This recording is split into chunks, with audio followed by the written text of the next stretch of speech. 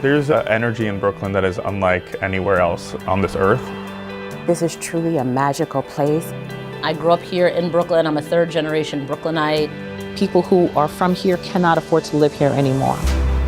We could figure out a way to empower low-income Black and brown communities. We have to take the keys back in order to save our community. We've left history behind, but we want to take it forward, and we also want to build forward as well.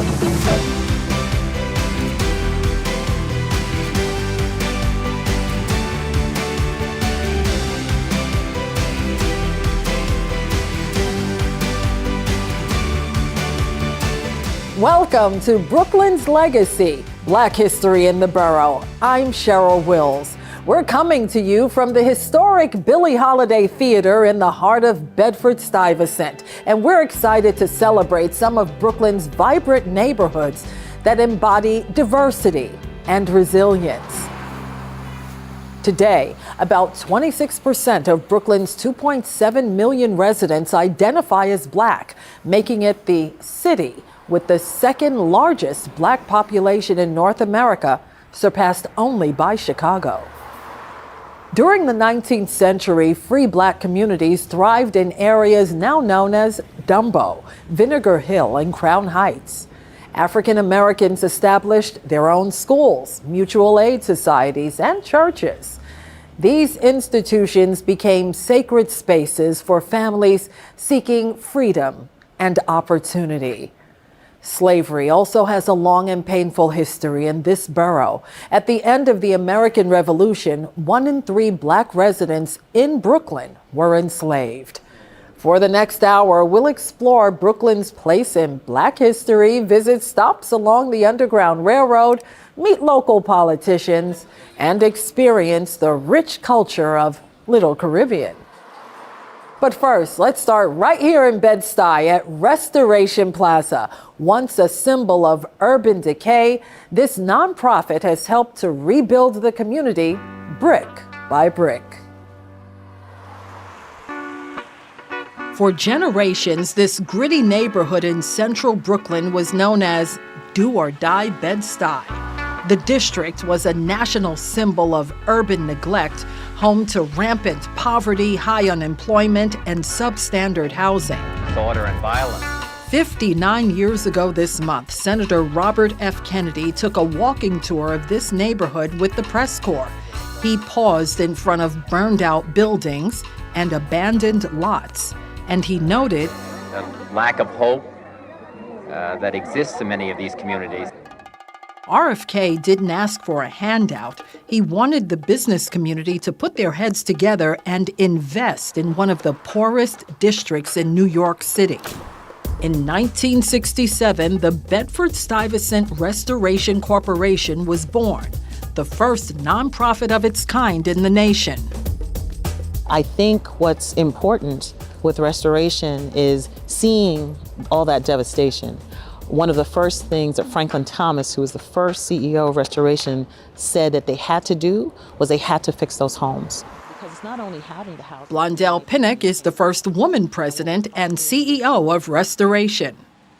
It was a true public-private partnership of the federal government coming together with city government, coming together with corporate partners in order to make this work. And this former site of an old milk bottling plant was transformed into 300,000 square feet of opportunity, from small business services to affordable housing and so much more. Slowly but surely, the community banded together and breathed new life into Bed-Stuy. As they did that, the neighborhood started to improve. People's attitudes about the neighborhood started to improve. You started to see a pride now, and they hired people from this community to fix those homes. And the cultural heartbeat of restoration is the Billie Holiday Theater. This is not apartheid South Africa. Celebrated actor Wendell Pierce among its distinguished alumni. As we like to say to all audience members, welcome home. This is truly a magical place. The 218-seat performance space is one of a handful of Black community theaters still operating in New York City. The fact that you can walk off Fulton Street and come into a world-class theater speaks volumes. This is like Broadway in Brooklyn, Bed-Stuy, you know. Major repairs that are needed. After nearly 60 years, restoration is showing its age. The organization is in urgent need of funding to revitalize this crown jewel in central Brooklyn. And they're facing another pressing issue: gentrification. Census data show that Bed-Stuy's Black population dropped from nearly 75% to 41% in a 20-year period. Whites now make up 29% of Bed-Stuy's population versus just 2% back in 2000. Those brownstones that were once dilapidated are no longer that, and they are worth a lot of money. And you've had a lot of displacement. It's not only about the brownstones, but it's also the fact that people who are from here cannot afford to live here anymore. And so that's really the biggest issue that we're dealing with. But community leaders are keeping the faith. The plaza still looms large along busy Fulton Street, reminding passersby of what can happen when a neighborhood takes its power back. And by the way, this golden Biggie bust has been on display here at Restoration as part of their hip-hop exhibit. Okay, when we come back, let's talk politics. There's this passion that's instilled in you from growing up within, the best city in the world, which is, Brooklyn, New York. They're young, passionate, and ready to shake things up. How a new generation of activists are driving political change. Stay with us.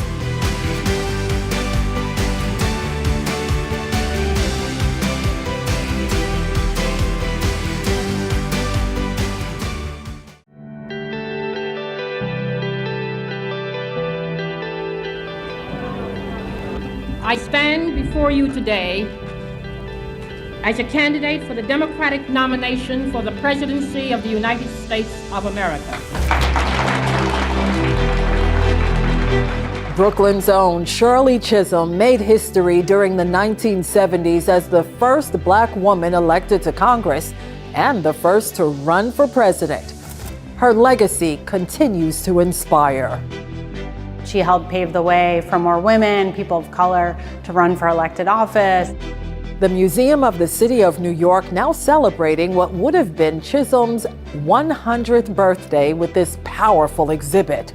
Of course, her run for president was inspiring and important, but really the behind-the-scenes work she did in Congress for 15 years, the issues that she stood for, that she championed, and also to connect it back to Brooklyn and New York City. Welcome back. While Harlem was long considered the seat of Black political power in New York City, there's a new generation of leadership on the other side of the river. Mayor Eric Adams, State Attorney General Letitia James, and House Democratic leader Hakeem Jeffries all cut their political teeth in Brooklyn. And now young activists from the borough are stepping into the spotlight, ready to shake things up. Here's Ayanna Harry.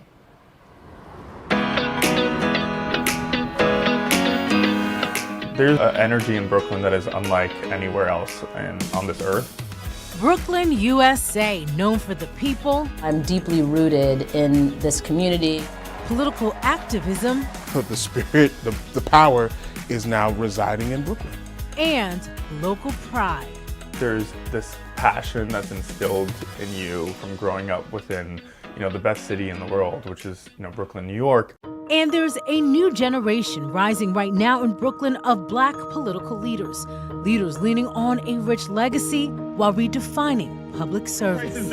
I'm New York City Council member Chiose, and that's As the only Gen Z elected official in the 5 boroughs, constituents can find Bed-Stuy and Crown Heights Councilmember Chiose in his office, at City Hall, or on TikTok. My office approved this to be 112 units of housing and a ground floor for commercial space. Just 23 years old when he was elected to the council in 2021, Osei recently challenged one of the most powerful industries in New York City and won Here's how we passed the biggest renters law of the century using social media.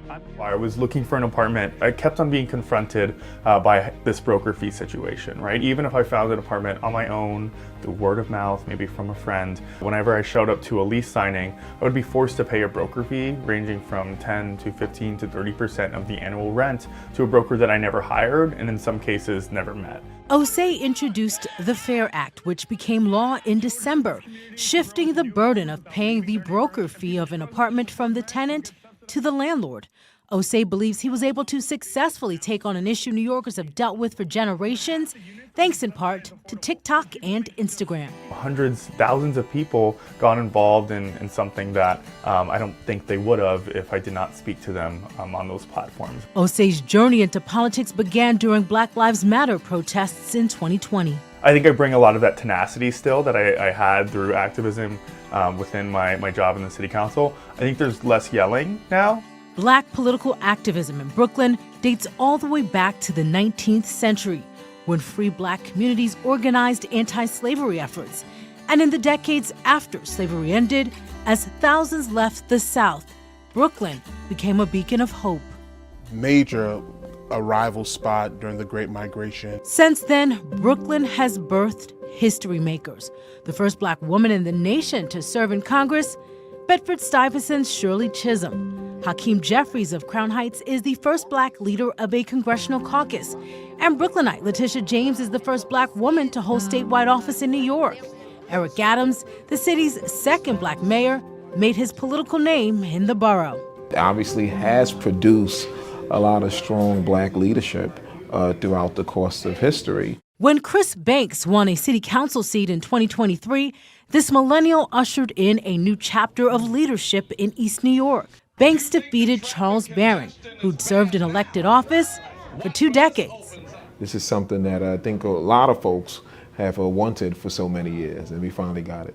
During his first year in the council, Banks focused his attention on a critical issue for his district, which stretches from Brownsville to Canarsie. There's a need for more housing, particularly housing that provides ownership. The reality is we have seen Black families leave New York City because of the affordability crisis. City Council member Crystal Hudson has a deep love for this borough and deep roots here. I'm a third-generation Brooklynite. Still, Hudson never imagined serving in elected office, and then one experience changed everything. My mother was diagnosed with Alzheimer's disease, and so I moved back to Brooklyn, moved in with my mother, took care of her, served as her primary caregiver, and it really wasn't until that experience that I started to think about public service and wanted to make sure that government could be more to other folks than it had been to me and my mother.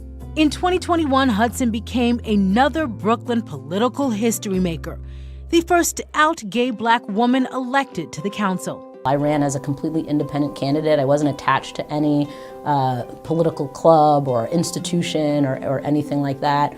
I ran just as myself. One of the first bills Hudson passed? Expanding access to doula services and addressing the Black maternal mortality crisis. And I think that's a perfect example of how, creating legislation that was rooted in the needs of Black women benefits everybody, because now everybody in New York who's giving birth will have access to expanded doula care. I have major pride in many of the elected officials who have become colleagues. The millennial pastor of the historic First Baptist Church of Crown Heights, Reverend Rashad Moore, believes this is a season when we have to take the keys back in order to save our community. On Sunday mornings, elected officials often stop by First Baptist to reach their politically engaged congregation. Reverend Moore says the most effective political leaders of the future will understand the evolving needs of an evolving Brooklyn. As a pastor who's not afraid to be controversial, who is not afraid to be unpopular, I really strive to continue the legacy of this church of pushing people to challenge their elected officials to be true to what they promised. Ayanna, thank you. When we come back, what makes this neighborhood really unique is, of course, the diversity of its people, its music, and heritage. So we love it here. we move to the beat of Little Caribbean in Flatbush for a taste of culture from the islands. Next.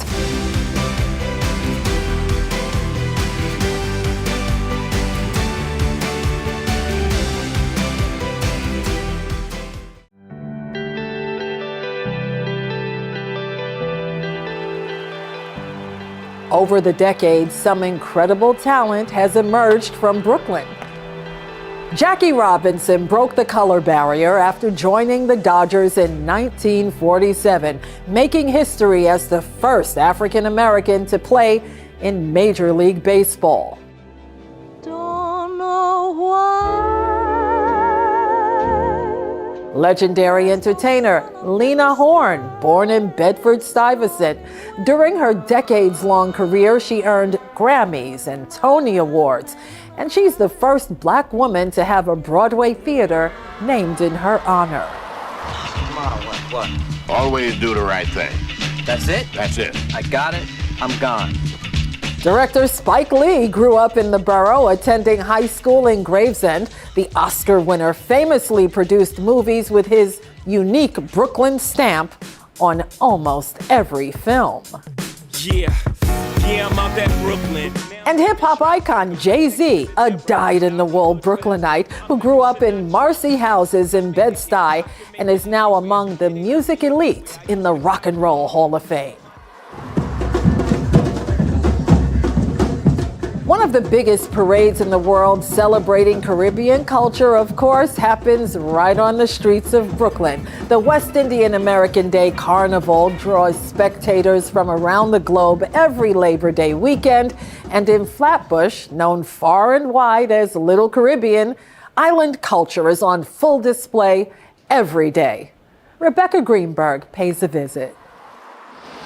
Even on a cold winter day, a walk down Nostrand Avenue can feel like a trip to the Caribbean.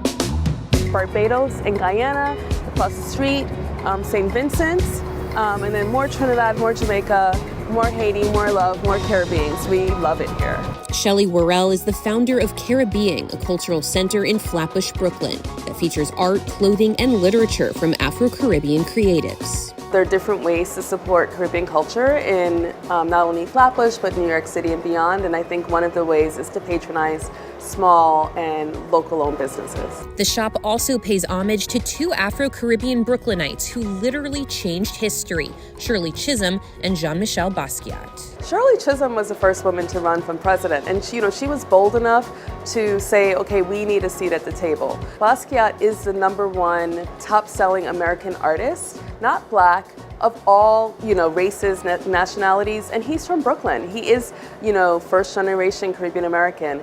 Caribbean immigration to New York City dates back to the late 1800s when West Indian workers arrived looking for economic opportunities. By the early 20th century, thousands more landed in New York, filling jobs in various industries, including domestic work and healthcare. Another major wave of migration came after World War II, with the 1965 Immigration and Nationality Act opening new doors for people from the region. Flatbush is home to the largest and most diverse Caribbean community outside of the West Indies. Worrell says it's the immigrant population that makes Little Caribbean what it is. I really hope that they really just get to see the richness of our people, the diversity, and of course I hope that they eat some amazing food, because I think that that's one of the things that we're best known for. Many Black-owned businesses thrive on Nostrand Avenue, including Aunts and Uncles, a vegan-friendly eatery that serves up traditional Caribbean food with a Brooklyn flair.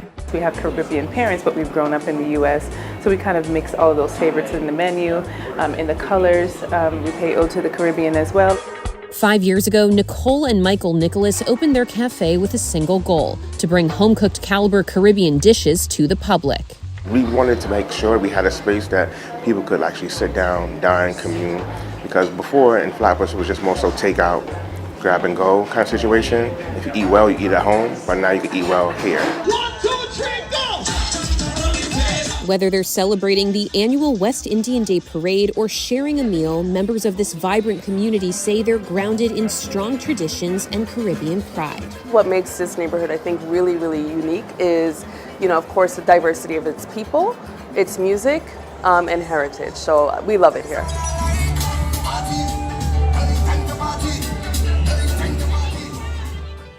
Thanks, Rebecca. Coming up. Children who would have previously found every reason to go to the restroom to escape doing an addition problem are now coming in and saying, Miss Melinda, look at what I'm doing right now. Give me any problem, I'll solve it for you. Meet two sisters doing their part to bridge the education gap. Brooklyn's legacy, Black history in the borough, continues right after this.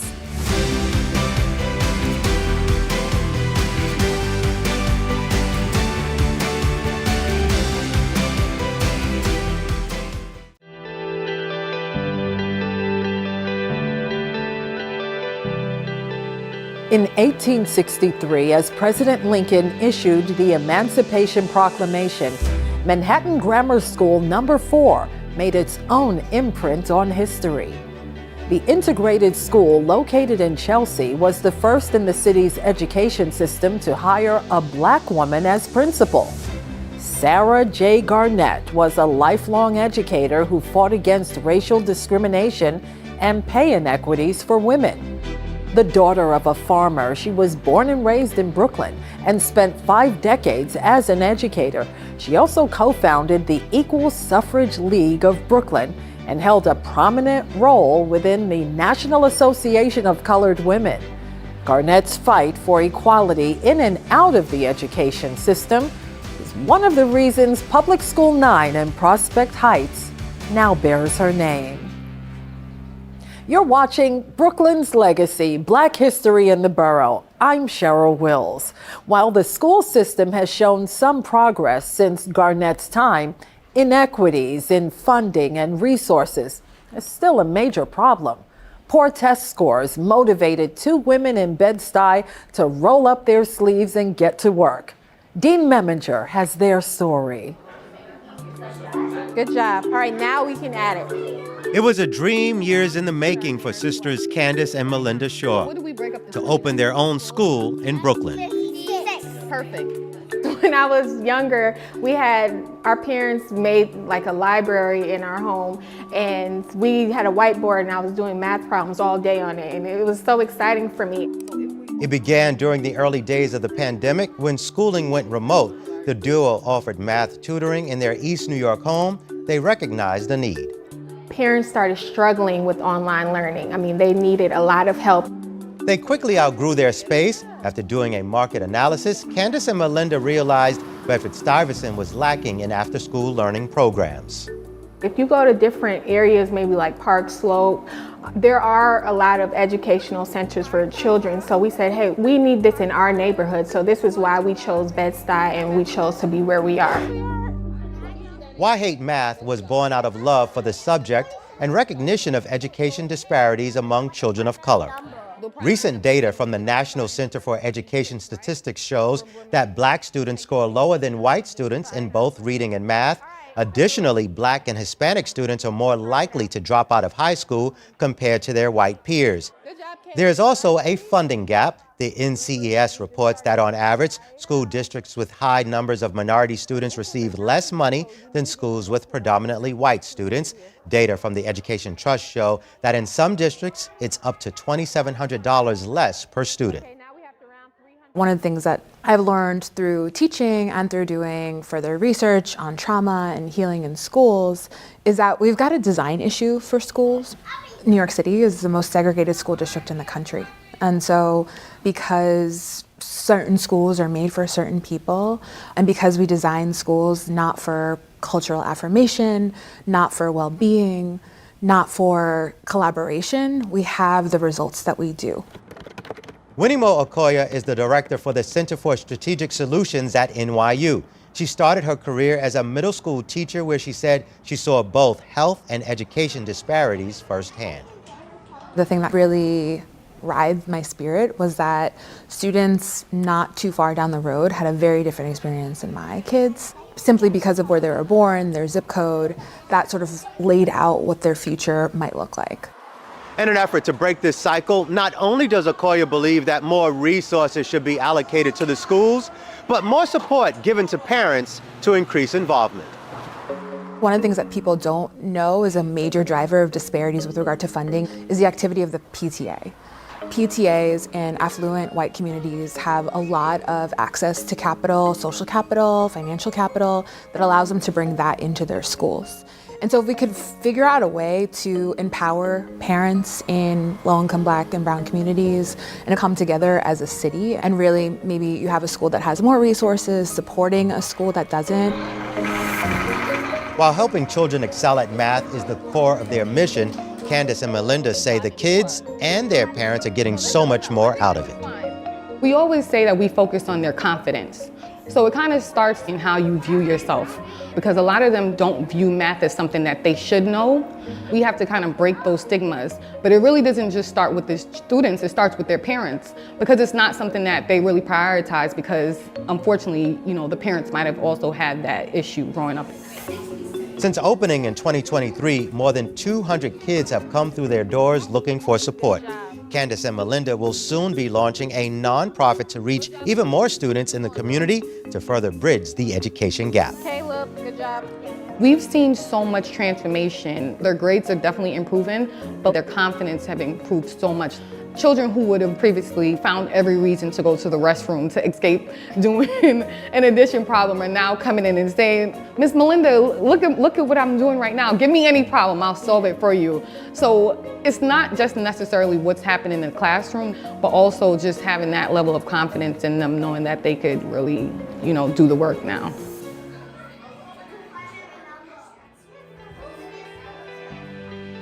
Hey, thanks, Dean. When we come back, the legacy of the Black church in Brooklyn.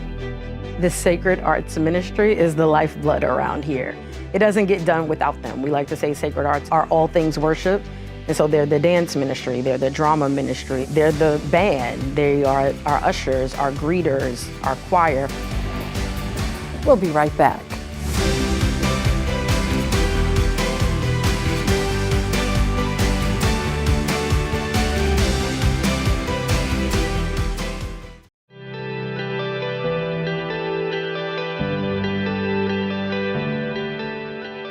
Just about everybody has come through here. This was the center of activism, not only at the local level and national level, but internationally. Winnie Mandela made her first public statement, in the USA when they arrived here, right up there at that pulpit. For more than 7 decades, the Reverend Herbert Daughtry has been at the center of the Brooklyn church and politics. The fiery civil rights leader led marches after the killings of children at the hands of police. He went to jail more than 24 times for the cause. We called for shut down New York. Black Christmas 77, shut down. So every night we'd go to the boycott line and then come back to the prayer meeting.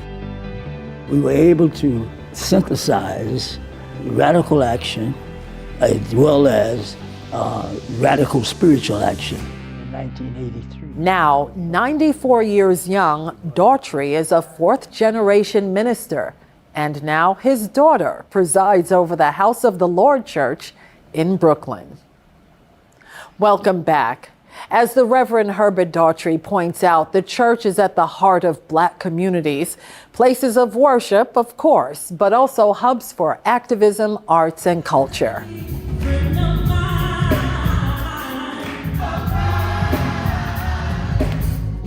Let's check in with Emmanuel Baptist Church in Clinton Hill, where faith and the arts go hand in hand.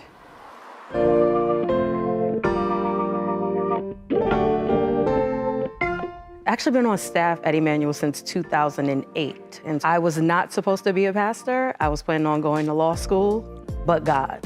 And so that is how I found my way here to Emmanuel. Shout out to everybody who's repping their good HBCU. I'm from Clinton Hill, from Brooklyn, and actually grew up right around the corner of Washington. And so I worshiped here as a child, and now I serve here as an adult. Amen. The word of the Lord is already blessed me. Emmanuel was founded in 1881. The first pastor of Emmanuel was John Humpstone, but the interesting story of Emmanuel is that it was born out of a church split that took place at Washington Avenue Baptist Church, ironically, which is still a church that we have good fellowship and community with now. Some things happened, the people did not like the things the pastor was preaching about, and so they said, you know what, we're gonna start our own church. And Charles Pratt was actually one of the leaders of that movement. So part of the reason why Emmanuel is just the gorgeous building that it is, because Charles Pratt and some other leaders of that initial movement were clearly into architecture, and so they got the best architects to build Emmanuel. So when Emmanuel started, this area was a predominantly white community. Through the years, as the neighborhood began to change, so did the church. The first Black member of Emmanuel was actually a child, Francis Jackson. And so integration was sort of smoothed over by it was a child that led it. Ultimately, Emmanuel then moved to a dual pastor system where there was a white pastor and a Black pastor. But after a while, when the community just became overwhelmingly a Black community, they pretty much surrendered it. So Reverend Whitaker was our first Black pastor, and then we had Reverend Harris, and now we have Pastor Trufant.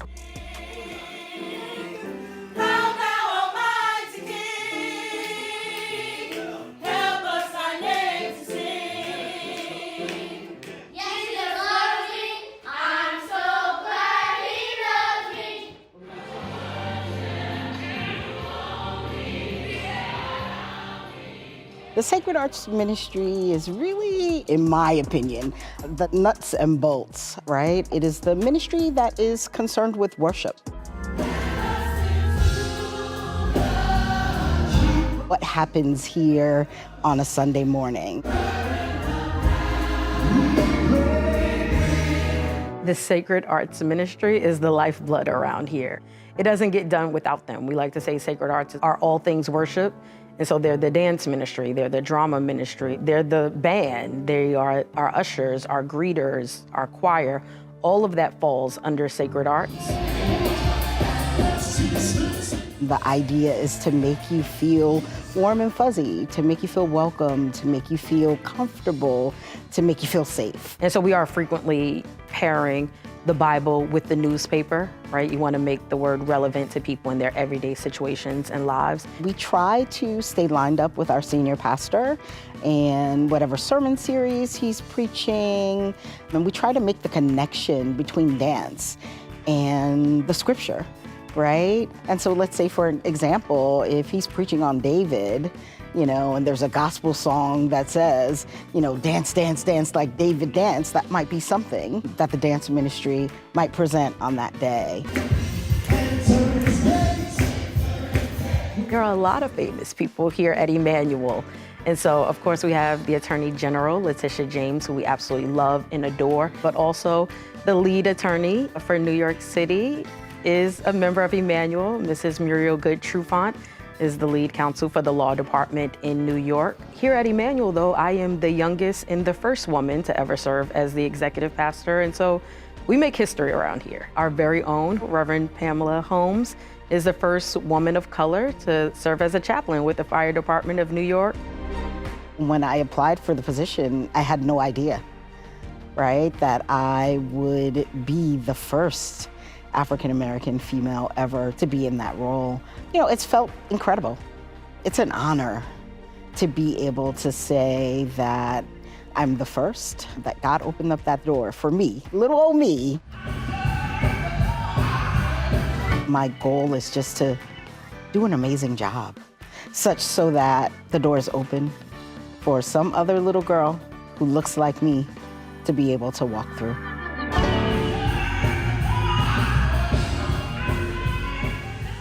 What a wonderful program at Emmanuel Baptist Church. Bravo. Okay, when we come back, we examine Brooklyn's ties to the Underground Railroad. Brooklyn became a safer space for people to organize, to live, and to establish an Underground Railroad. A closer look at the path to freedom right after this.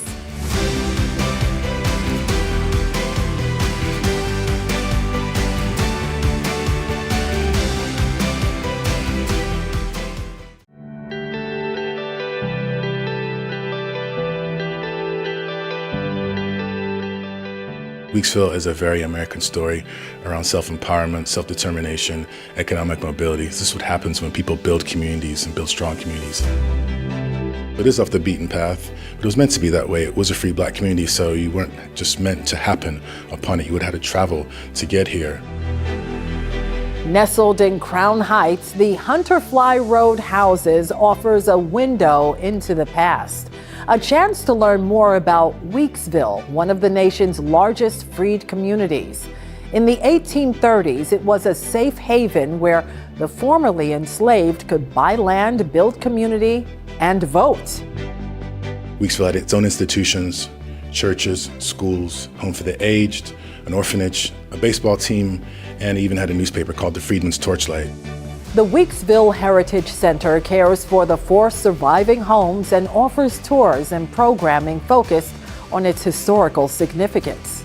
That history includes stops along the Underground Railroad. Some Weeksville residents back then risked their own freedom to provide others safe passage.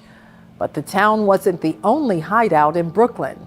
New York One photojournalist Chelsea Katz takes us to some other sacred sites. We had family members who had never met one another telling us the exact same family story, verbatim. At the top of the stairs, there was the room with the closet within a closet, and that was used as part of the Underground Railroad. The Lott family were among the largest slave-owning families in New York City. You have a lot of circumstantial evidence based on the geographical location of the house, the isolation of the farm of the house, family history, the fact that there are several manumission slips. There's a newspaper pasted dating to 1862 and 1863. Stops on the Underground Railroad, they were, in a sense, a place for the people who were fleeing to refuel, recharge. And these stops would have a spot, a hiding spot, where should law enforcement come, they could hide and hopefully not be caught. Whether it be like a cellar or a church or somebody's home, one of the best ways to get people to spaces like this was the water. When you're in the area of Dumbo, you're actually in one of the early black communities of Brooklyn. Part of the importance and purpose of Underground Railroad was to be clandestine. And so people might have left some breadcrumbs of how they did it. There was an overground railroad in the 17th century. It went underground as some of the more aggressive laws against humanity began to grow. Brooklyn became a safer space for people to organize, to live, and to establish that Underground Railroad. We're standing now at what we could call the Grand Central Depot of the Underground Railroad. We're standing in the basement of Plymouth Church. You could be fined, you could go to prison, and so churches had to decide whether they were going to go along with these racist laws or whether they were going to break the law to help runaway enslaved people. We are about 3 blocks from the East River, so this is a perfect position strategically. If the boat was not leaving the next day, or if it was going to be a couple of days, Beecher and others would organize and get those people into homes. It is holy to stand here and think about the courage of the people who cared so much for freedom, cared so much for their children, that they would risk their life for a better life.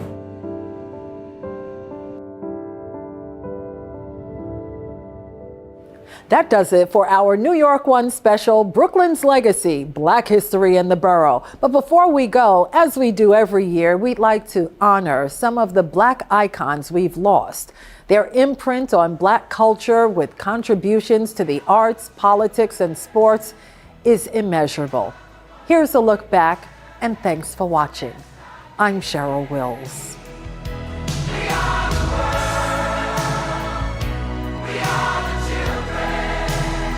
I like to think about the studio as a place that's real sacred, where magical things happen. Hopefully, that's what great records are supposed to be about. Now, every time I say understand, I want the whole group to say, yes, sir, understand. Yes, sir, understand. Yes, sir. There's a long drive way back in center field, way back Me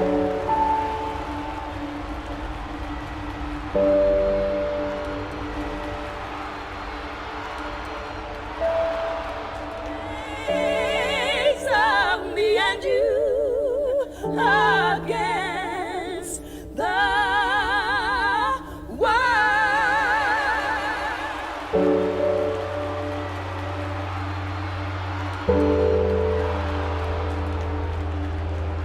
Great block by Batumbo.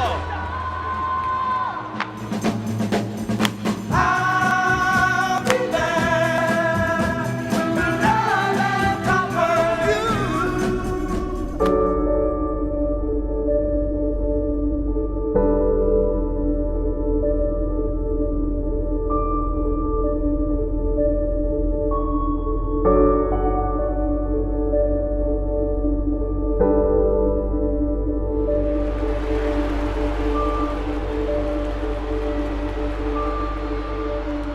Don't blame it on the sunshine. Don't blame it on the moonlight. Don't blame it on the good times. Blame it on the boogie. Don't blame it on the If you got more hair, get your hands up. If you got short hair, make noise. If you got more hair, get your hands up. Can I get up? Can I get up? All I wanted to do is give back because I'm so grateful. I'm so thankful that God has blessed me this way.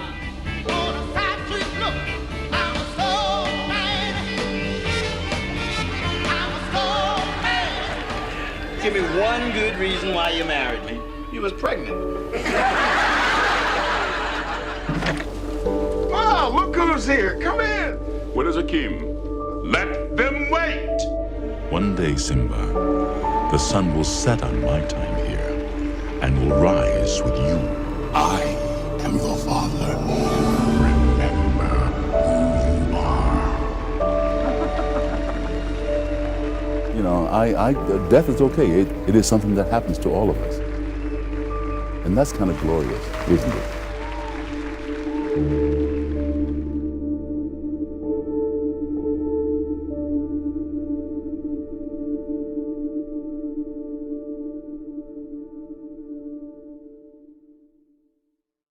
Thank you for watching our YouTube channel. Let Spectrum News be your resource for balanced, in-depth political coverage, and click the subscribe button right here. You can also download our app or watch us on TV to learn more about the candidates, where they stand on the issues, and more. We'll see you then.